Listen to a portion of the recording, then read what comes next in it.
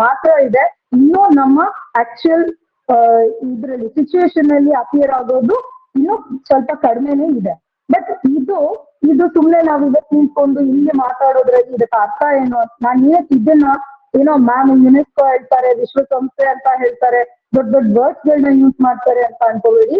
So ಇಲ್ಲಿ ಏನ್ ನೀವು ಕೂತಿದ್ದೀರಾ, ನೀವೇ ಮುಂದಿನ ಪ್ರಜೆಗಳು. ಸೊ ನಿಮ್ ಕೈಲೇ ನಮ್ಮ ದೇಶದ ಪ್ರಗತಿ ಇರೋದು. ನೀವೇನಾದ್ರೂ ಎಜುಕೇಟೆಡ್ ಗಳ ಅಂದ್ರೆ right now diploma, this diploma is not at all sufficient for your future life.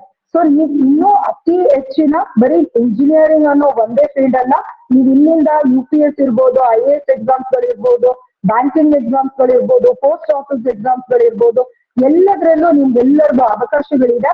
ಆ ಅವಕಾಶಗಳನ್ನ ಉಪಯೋಗಿಸ್ಕೋಬೇಕು ಅಂದ್ರೆ ಫಸ್ಟ್ ನಿಮ್ಮ ಕೈಲಿರೋ ಮೊಬೈಲ್ಗಳನ್ನ ಜಸ್ಟ್ ಪಿಕ್ ತೆಗೆದ್ಬಿಟ್ಟು ವಾಟ್ಸ್ಆಪ್ ಅಲ್ಲಿ, ಇನ್ಸ್ಟಾದಲ್ಲಿ ಪೋಸ್ಟ್ ಮಾಡೋದ್ರ ಕಡೆಗೆ ಕಾನ್ಸಂಟ್ರೇಷನ್ ನ ಕಡಿಮೆ ಮಾಡಿ, ಅದನ್ನ ಭಾರತ ಸರ್ಕಾರ ಹೆಣ್ಣು ಮಕ್ಕಳಿಗೆ ಏನೆಲ್ಲ ಸವಲತ್ತುಗಳನ್ನ ಕೊಟ್ಟಿದೆ, ಯಾವೆಲ್ಲ ರಿಸರ್ವೇಶನ್ಸ್ ಗಳಿದೆ, ಯಾವ್ದೆಲ್ಲ ನಿಮಗೆ ಅರ್ಹತೆ ಇದೆ ಅನ್ನೋದನ್ನ ಸರ್ಚ್ ಮಾಡಿ ನಿಮ್ಮ ಸ್ಥಾನವನ್ನ ನೀವು ತಗೋಬೇಕಾಗಿರೋದು ನಿಮ್ಮದೇ ಆದ ರೆಸ್ಪಾನ್ಸಿಬಿಲಿಟಿ ಆಗಿರ್ತದೆ.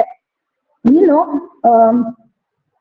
ಇವಾಗ ಕೂಡ ಆಕ್ಚುಲಿ ಸ್ವಲ್ಪ ಸಿಚುವೇಶನ್ ಚೇಂಜ್ ಆಗಿದೆ. ಆದ್ರೂ ಕೂಡ ಮೋಸ್ಟ್ ಆಫ್ ದ ಹಳ್ಳಿಗಳಲ್ಲಿರ್ಬೋದು, ಇವನ್ ಸಿಟಿಗಳಲ್ಲೂ ಕೂಡ ಕೆಲವು ಫ್ಯಾಮಿಲೀಸ್ ಗಳಲ್ಲಿ ಈಗೂ ಒಂದು ಕುಟುಂಬದಲ್ಲಿ ಒಂದು ಮಗು ಜನನ ಆದ್ರೆ ಫಸ್ಟ್ ಕ್ವೆಶನ್ ಬರೋದೇ ಹೆಣ್ಣ ಗಂಡ ಅಂತ ಕ್ವೆಶನ್ ಬರುತ್ತೆ. ಅವಾಗ ಹೆಣ್ಣು ಅಂತ ಹೇಳಿದಾಗ ಈಗ್ಲೂ ಅಂದ್ರೆ ಬೇಜಾರ್ ಮಾಡ್ಕೊಳ್ಳೋ ಅಂತ ಮನಸ್ಥಿತಿ ಇನ್ನೂ ಸಾಕಷ್ಟು ಹಳ್ಳಿಗಳಲ್ಲಿ, ಕೆಲವು ಕುಟುಂಬಗಳಲ್ಲಿ ಈಗ್ಲೂ ಕೂಡ ಇದೆ. ಇಲ್ಲಿ ನಾನು ಒಂದು ಪದ್ಯ ಹೇಳೋದಕ್ಕೆ ಇಷ್ಟಪಡ್ತೀನಿ. ಹೆಣ್ಣು ಹುಟ್ಟಿದರೆ ಈಡೆ ಹುಟ್ಟಿತು ಎನ್ನುವರು ಕೆಲವರು, ಹೆಣ್ಣು ಹುಟ್ಟಿದರೆ ಈಡೆ ಹುಟ್ಟಿತು ಎನ್ನುವರು ಕೆಲವರು, ಗಂಡು ಹುಟ್ಟಿದರೆ ಪೇಡ ಹಂಚುವರು ಹಲವರು. ಗಂಡು ಹುಟ್ಟಿದರೆ ಪೇಡೆ ಹಂಚುವರು ಹಲವರು, ಹೆಣ್ಣು ಹುಟ್ಟಿದರೆ ಹೊರೆ ಎನ್ನುವರು ಕೆಲವರು, ಗಂಡು ಹುಟ್ಟಿದರೆ ದೊರೆ ಬಂದ ಎನ್ನುವರು ಹಲವರು.